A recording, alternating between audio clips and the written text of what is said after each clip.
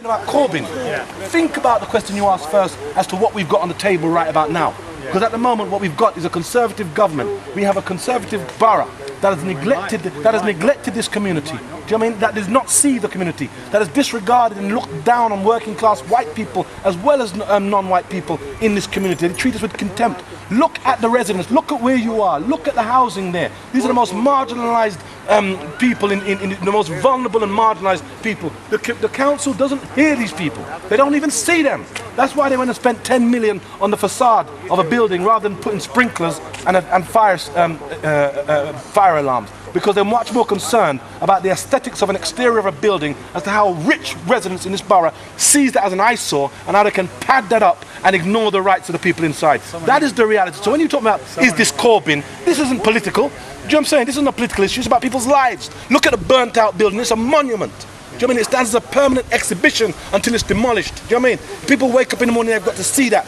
And every time they see that, they see how marginalised, disenfranchised and divided they would like this community to be. But when they woke up in the morning, what you saw was not just black, white, Muslim, Christian, you saw rich and poor. Because there have been rich people in this community living cheek by jowl with poor black people for generations. This community, when we talk about community, and people like to throw around and take ownership of this community. So when they say, we are in this community, and you see a black person, you think, you're about the black community. Community is made up of layers of people. You have the black community is made up of the African and Caribbean community, of which we have symbolic things like the carnival. You have the white working class community, which is symbolic by the market. You have the Moroccan community. You have the Somalian community. You have the Portuguese and Spanish community, which is symbolized by the delicatessens and the little coffee shops that they have on the Bello. And that, when it comes together, interfaces and becomes what we construct as a community. Even rich white people like David Wainwright, who've been around here for generations. That is the core and the heart of what we call this community. Everyone else who comes in and buys in because they've seen the movie or they think it's a trendy area because the media says, look how wealthy it is. And these people come in and they sit down in the Bugattis and the Ferraris and the Porsches and they make no effort to integrate. This isn't a race thing. This isn't black or white. Do you know what I'm saying? It's a class thing. The borough with Victoria Borwick, that MP, she didn't speak to these people. Victoria Borwick speaks to those people in Chelsea. Emma Dent-Coed, the MP, speaks for these people. Do you know what I'm saying? Do you want to just say what you said about the building on camera? What about the building on camera? It's on camera there. What do you mean? What's it on camera? No, you should have had your camera. Well, you see, you guys have the mainstream. The mainstream, no problem. No problem. You can pull out your camera. But what's your response? The mainstream media's dropped the ball. That's why social media. What is your response to what he said? How do you feel about what he just said about this area? Why is it a class thing? No, what's your personal view? We have people who have a certain amount of income. When the average property price in this area is 1.2 million, who do you think can buy it? When we talk about class, and some people say it's not about class because some of the people who own properties in that building had the right to buy and they own their property. Do you think any rich white man's going to go and buy a house in Grenfell Tower? That was still the white working class, the aspiring white working class, the aspirants who Thatcher convinced to go and buy their own home. So they go and buy a house on the 31st floor of some housing estate and believe they're now arrived. Nonsense, they're just as poor and working class, only that they own the property deeds of their house. Say your name first and spell it, so they've got your name. My name's Ishmael Blagrove, Blagrove. In what ways is this side of the borough treated differently? It's not about sides, because what you have is, you have rich and poor living cheek by jowl. You may have a man living in one social housing there, and a man who owns a million or a 3 million property right next door to him. Do you know what I'm saying? It's not about that. You know, understand it. What we have is, in that same dynamic and scenario that you've just raised, what we have is a situation whereby the council listens to the man who owns his house as opposed to the man who's in social housing. That is where the crisis in this country is coming from, whereby the marginalised, the disenfranchised, the voiceless people are not heard, and the only people you have to have a certain income or be connected to certain people before you're even heard. And what we have is you have poor working class people in this community who needs to be legitimised by some cut glass accent before people take them seriously. Do you know what I'm saying? That's the bullshit and fuckeries that's going down. I ask, what do you I know you just said it, but how do you feel when you look at that building now? What do you mean, how do I feel? How do you feel? Look at when you can look at that building, you can tell me how you feel and times that by 1,000. Do you know what I mean? It's people. It's not just looking at the building and saying how do I feel. It's looking at the building and knowing that I know people who died in that building. Everyone, every resident, every person who can call himself a part of this community of Notting Hill would have at least known one person in that building. In the morning when it was time, when I'd seen all this stuff breaking out, news of people calling me at 1:30, 4 o'clock and all the rest of it, and I recognised that just the locality that my daughter couldn't come to school. She goes to school in one of my children that I look after goes to school in Avondale. Do you know what I'm saying? See, and as soon as I said to her, listen, you can't go to school, she said, why? I said, because there's been a fire. She looked on the news and said, my God, my children, my friends are in the school, my friends are there. So she started getting to hyperventilating and all that. Look at how it affects this community. So when you say to me, what do I feel?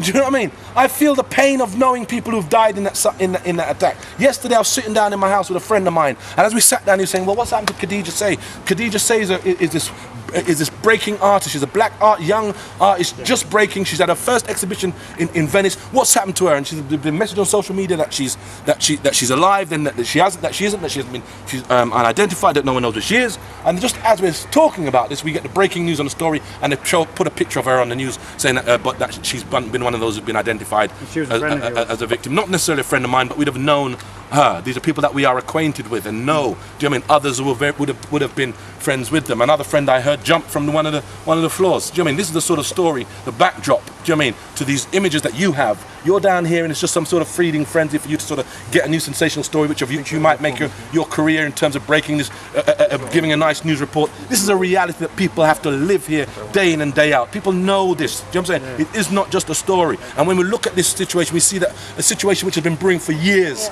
We see something whereby the residents have been complaining about it for years. We see whereby the residents have commissioned their own independent reports in terms of the health and safety, the fire risks in that building in particular, but not just that building, in terms of Silchester, Warnington. There are other issues in terms of whereby they've been trying to knock down buildings. They use the term regeneration. Do you know where you're coming from? Now, yesterday I watched on the media whereby some government, it was either Theresa May or some government minister, stands up and tells me about lessons must be learned.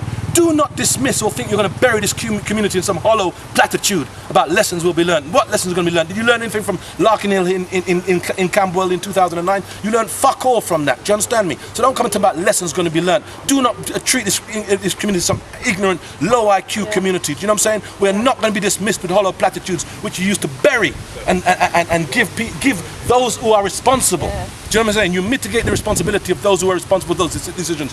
This is not a case of negligence. This is a case of corporate manslaughter. People should be held accountable. People should be in jail for this. But I very much doubt we will get that with this corrupt government. The people are lucky there isn't no uprising in this country. If I had my way, I wouldn't be sitting out here talking. You'd be the first places that would be seizing. You, the media, you would be held hostage. You are the ones who facilitate this. You are the mouthpiece of this government. You are the people who make this possible. You are the ones who validate it. You are just as culpable as this government.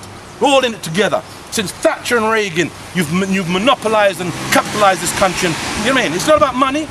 Do you know what I mean? It's about, for them, I had one ITV newsman say, oh, well, look at the real estate here at Nottingham. Is that how you look at it? You see people's lives, you see people in ashes, and you're talking about real estate?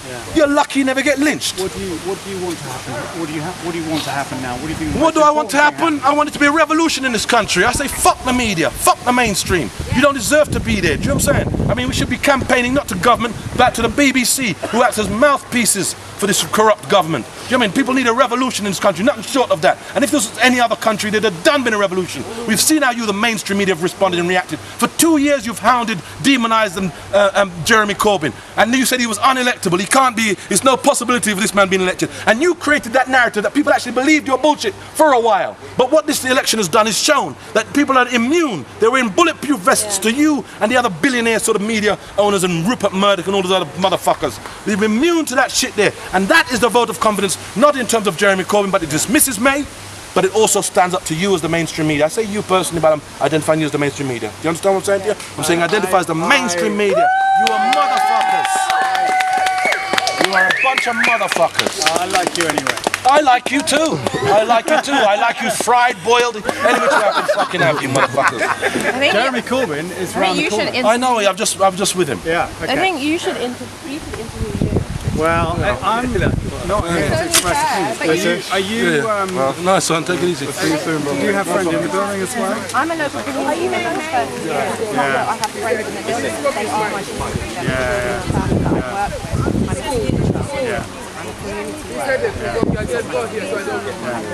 It's not about, is it that your friend? This is what you